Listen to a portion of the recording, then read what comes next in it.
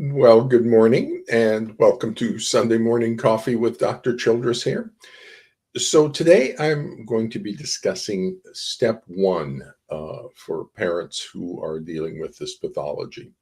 So, if you're just entering the pathology, you're an early stage parent, you've just started a divorce process and things have spun out of control, and you're beginning to understand that this is not going to be a normal divorce and it's going to be more conflicted than you had anticipated surrounding the child.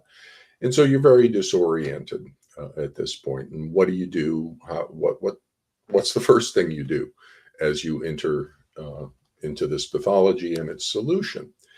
The other is for parents, or the other audience is for parents who are more deeply involved in the problems and the with the court system and the mental health people and things, and you want to get over to a proper track to solve the problem because everything's a mess. So, what do you do to get over to the proper? Well, this is step one. So this is step one for everybody who's entering the pathology or trying to get over to a more successful approach. And step one is don't trigger. And there's reasons for that. So let's talk about that for a second. So the first thing to understand with this pathology, as you're the parent, is that this is a spousal abuse pathology using the child as a weapon. So everybody else is going to be focused on the child and the focused on you and everything. As you're leading the family, as you're solving the problem in the family, it's important that you recognize that this is a spousal abuse pathology. You are a spousal abuse victim at this point, and you're in a traumatized brain. So, from me to you, Dr. Childress to you, parents out there, I want to reassure you that you did nothing wrong in this situation and that nothing that's going on is your fault. Bad people are doing bad things and we're going to make them stop. Now, that's the statement we make to child abuse victims or spousal abuse victims on the rescue. That the child's going to think, "Oh, it's my fault," and no, you did nothing wrong. It's not your fault. Bad people are doing bad things, and we're going to make them stop. And that's what I'm saying to you, parents out there, that you can kind of deactivate out of your anxiety and out of the traumatized brain. We need you to be stable. We need you to be a healthy parent because we need leadership on this family. And the leadership is not coming from the pathological parent. So we need you to provide the leadership for this family into normal range and healthy. Then we need to get you the support you need to be able to do that. That's step two and on. Okay. For the step one, though, is for you to find a proper internal place for you. And the spousal abuse is going to try to get you into a problematic place. So let's talk about that for a second. But first, before we even get to the problematic situations, you're surrounded by highly problematic mental health people. And at this point in time, we don't have competence in the family courts. There's a lot of incompetent mental health people who are just messing things up and participating in the child abuse or being seduced and co opted into participating and believing the shared delusion from their own stuff. And so, as you enter this pathology and its solution, um, don't trust the surrounding mental health professionals until they prove they are competent. So if you just go in and say, "Oh, they're going to take care of me," no, you need to be an informed consumer of mental health services because this is too important.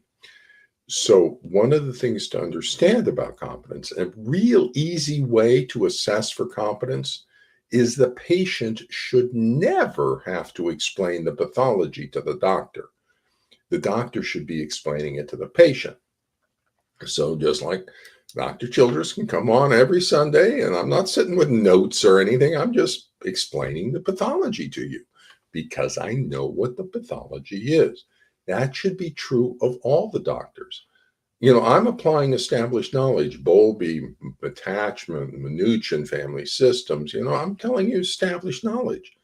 All the mental health people should be doing that.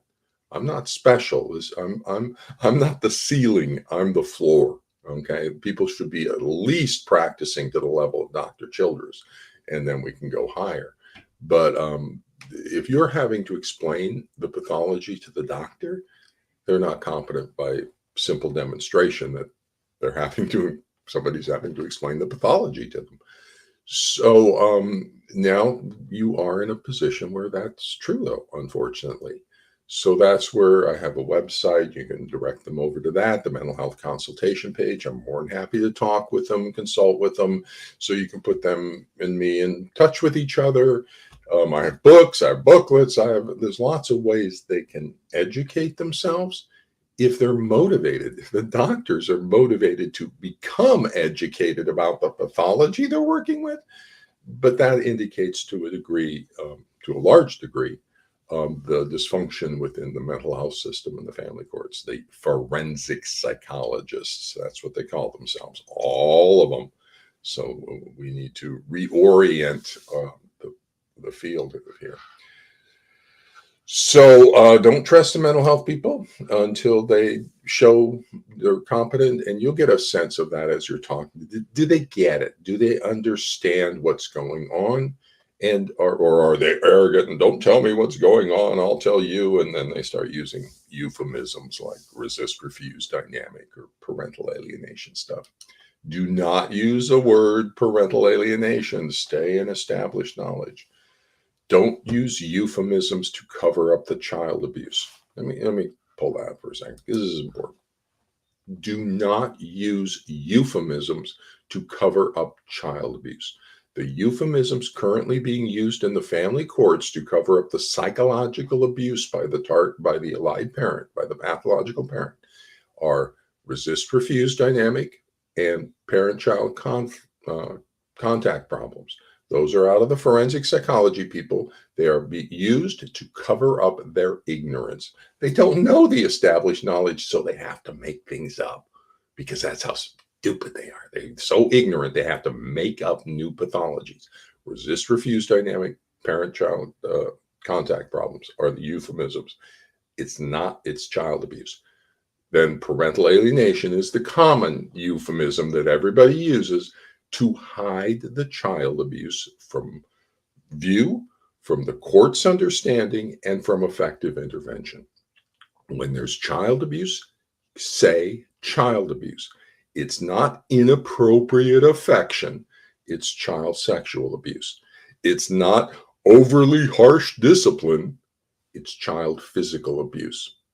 It's not lax supervision, it's child neglect. It's not resist, refuse dynamic. It's not parent-child contact problems. It's not parental alienation. It's child psychological abuse. DSM-5 V995.51. So when it's child abuse we're worried about, use the word child abuse. And then we do a differential diagnosis. We diagnose which parent's abusing the child, and we protect the child. Otherwise, we're dealing with euphemisms and we're not protecting the child. So the pathology of clinical concern is a shared induced persecutory delusion and false factitious attachment pathology imposed on the child for secondary gain to the allied parent. The pathology of diagnostic concern is going to be the child psychological abuse.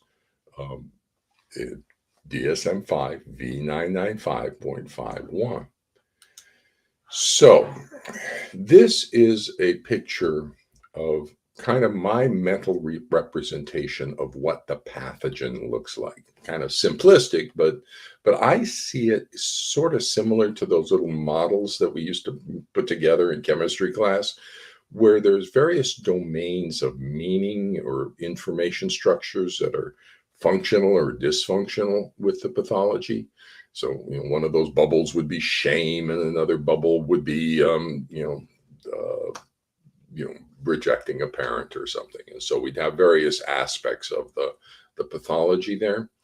And when I look at different features of the pathology, that I call it source code. I've read the source code of the pathology that's producing its patterns. And there's two particular patterns or two particular source code bits in the overall pathology that do specific things. And so that's why I kind of wanted to present that imagery for you, is because it does feel like I'm reading the source code and it's going to do something over and over and over again. It's a pattern.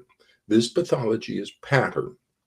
And so the pathogen is the pattern producing thing. It's the damaged information structures in the attachment networks that are going to do certain things. And it's going to do something to you, and you need to kind of stop it from doing that. So what it's going to do is it's going to destabilize you. Okay, that's the first thing. It's going to try to destabilize you, and it's going to move the pathology into the wrong system as part of that destabilization. So to understand the patterns of the pathology here and how it's going to try to destabilize you, the targeted parent, in every way possible. So that's the goal, and then it's going to use a bunch of approaches to accomplish that goal. First, and most importantly, it's going to trigger you into your fears and anxieties. And that has two purposes. First, it stops logical reasoning and triggers you into emotional responding. Second, it stops you from planning ahead and makes you very now reactive. Okay, so it's going to try to trigger you into your anxieties and fears. And it does that naturally because this is a very disorienting situation. Your child's changing. You didn't expect this. This is important. And so your anxiety is going to activate and you're going to be like, wait a minute, I have to take care of this. This is really important. And that's exactly what it wants. Okay, it wants to make you anxious. We need to keep you calm so that you can use your logical reasoning rather than your emotional thinking, and that you can plan ahead rather than becoming now reactive. So that's the first thing it's going to try to do is activate you into your anxieties in a variety of ways. The second thing it does to destabilize you, powerful thing it does, is it attacks fundamental reality with false allegations. These false, that didn't happen. That's not true. And so even your reality is disoriented. Then it also attacks your identity. Holy cow, people's identity as mom or dad, that's who they are. You lose your name when the child's born. You're not Bob or Mary, you're mom and your dad. And now that's being attacked. You're no longer mom or dad to your child. Wait a minute, your whole identity is being destabilized, along with reality being destabilized, which creates all the anxiety and what's going on in the situation. You didn't anticipate this. You just wanted a divorce from your ex. Then it disorients you by moving it into the legal system. And that's a whole different system where you got to get attorneys and they talk different, they do different, and there's long delays. And it's, oh my goodness, the legal system is so disorienting. And the legal system also imposes huge financial burdens that stress you out financially as you're having to pay for attorneys. And it takes so long to get anything through the legal system. And then it uses allies. It gets the GALs and the parenting coordinators or the therapists, individual therapists and people, reunification therapists, any of the professionals who start to get involved, it gets them, it seduces them into either being allies of the pathology or it gets rid of them somehow. It gets, no, we court orders, a child doesn't like that therapist and the child likes this therapist. So we want, and so it navigates through the professionals to get professionals it wants. And then it puts the child out in front. It's got the child's manipulated voice, and then it presents the child's voice to these incompetent people, and they believe the shared delusion. They believe the factitious disorder that's being presented because they're not competent. And so we need to get competent mental health people who recognize the pathology, recognize the child abuse. That's an us problem, a doctor problem. That's not a you problem. And that's the current situation, is the doctors aren't doing their job. So the pathology will seek to destabilize you in every way possible.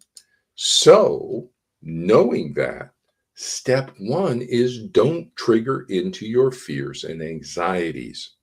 That's the most important thing about your first encounter, is stay grounded. We need leadership in this family. You know what reality is. I know what reality is. The other side is a delusional disorder. We will resolve that. Stay grounded. Don't trigger into your fears. You want to keep your logical reasoning and planning ahead systems open. You want logical reasoning, and you want to develop a plan and then execute the plan. And what you need is a treatment plan to fix the problem. Okay? You need a treatment plan. Now, this is kind of important. What you need right now, step one, is not the treatment plan, because that's all the step 2, 3, 4, 5, 6, 7, 8 is how we're going to get there. Step one is to obtain a treatment plan to fix the problem. Okay, that's all you have to do right now. You have to just obtain a treatment plan.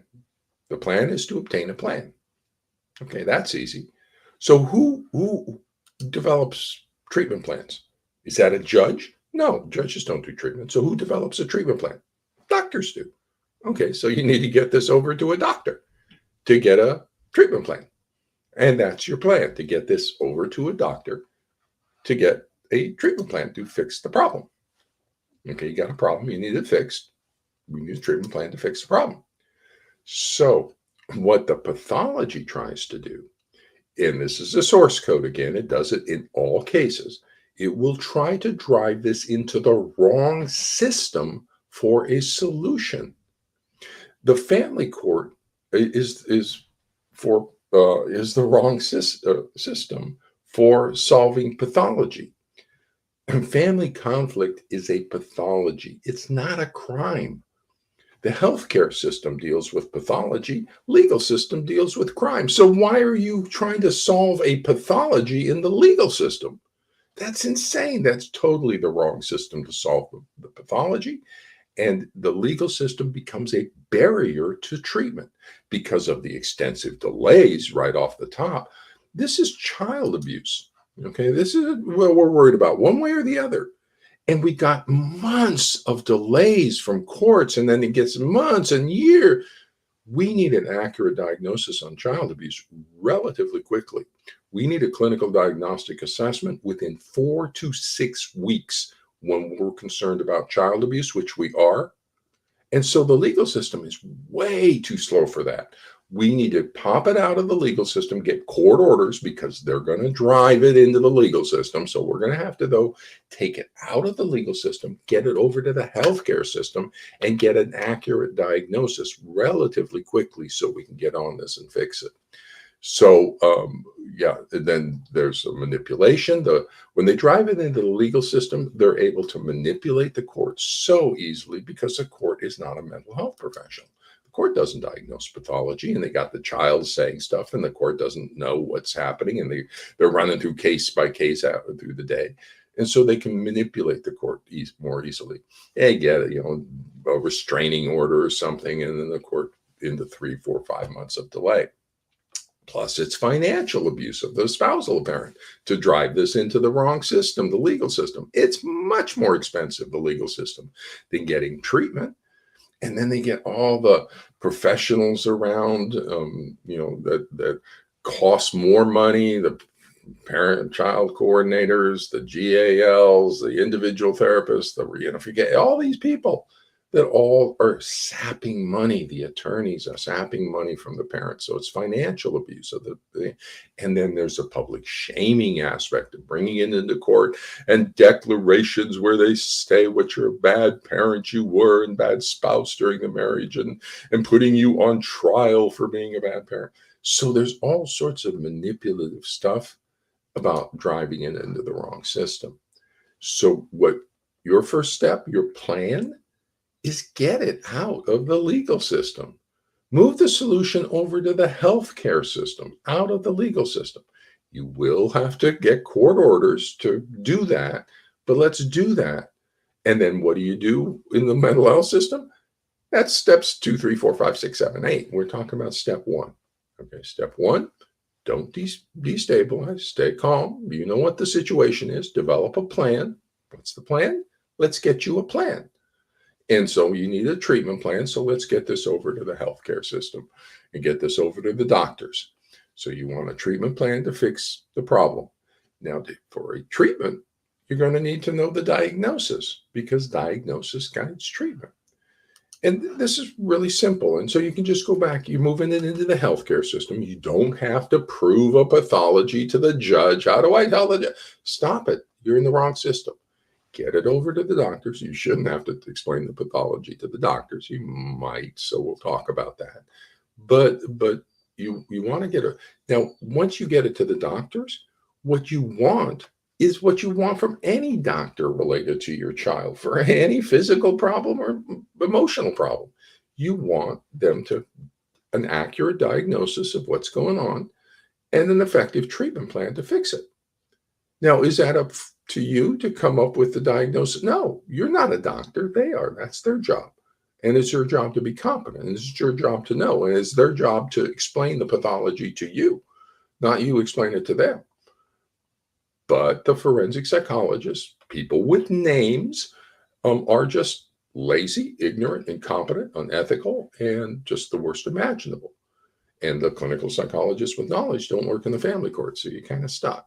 So there's other videos around that I've talked about. How do we recruit that? How do we get you competent mental health services until the mental health system fixes and addresses its extraordinarily problematic professional activity in the family courts. So, but diagnosis guides treatment. Okay, you just know that from healthcare. Okay, the treatment for cancer is different than the treatment for diabetes. So you're a parent. The other parent's saying, you're abusive of the child doesn't want to be with you. And you're saying, that's delusional. You're creating a persecutory delusion in the child and a false attachment pathology. You're each claiming the other's abusive, so let's get it out to get a proper risk assessment for possible child abuse to the appropriate differential diagnosis. Are you abusing the child, or are they psychologically abusing the child, and is this a persecutory delusion and factitious attachment pathology? And there's ways to diagnose that and do that. So that's step 1 on the situation, is just stay grounded in reality. Don't trigger into your fears. I know you're going into this new situation. It's complicated. Oh, no. No, actually, it's not. It's very simple. You got a problem. You need to fix your problem. For that, you're going to need a treatment plan to fix your problem. The treatment plan is going to depend on the diagnosis, because are we treating child abuse by the allied parent or child abuse by you? So that's going to be totally different treatment plans. So let's figure out which parent's abusing the child. And if a child's rejecting a parent, there's child abuse somewhere by one parent or the other. So if a child's rejecting a parent, let's do a proper risk assessment. Or is the targeted rejected parent abusing the child, creating the attachment pathology, a 2-person attribution of causality? Or do we have the allied parent creating a false attachment pathology, a shared persecutory delusion, and psychologically abusing the child, a 3-person triangle attribution of causality? So is it 2-person or 3-person? That's what we need to diagnose. So we need leadership in this family. That leadership is going to be you, because it's not coming from the pathological parent. We need to get you support to be able to protect your child. All mental health professionals have duty to protect obligations. All mental health professionals have ethical obligations to be competent. So let's see what we can do about getting you some competent mental health services out there. So with that, I'm going to head off to my Sunday, and good luck to everybody out there. And we'll just see what we can do about just moving forward. Develop a plan, execute the plan, and let's protect the child and protect you from spousal abuse. So with that, there we go. So let me sign off here, and we'll talk.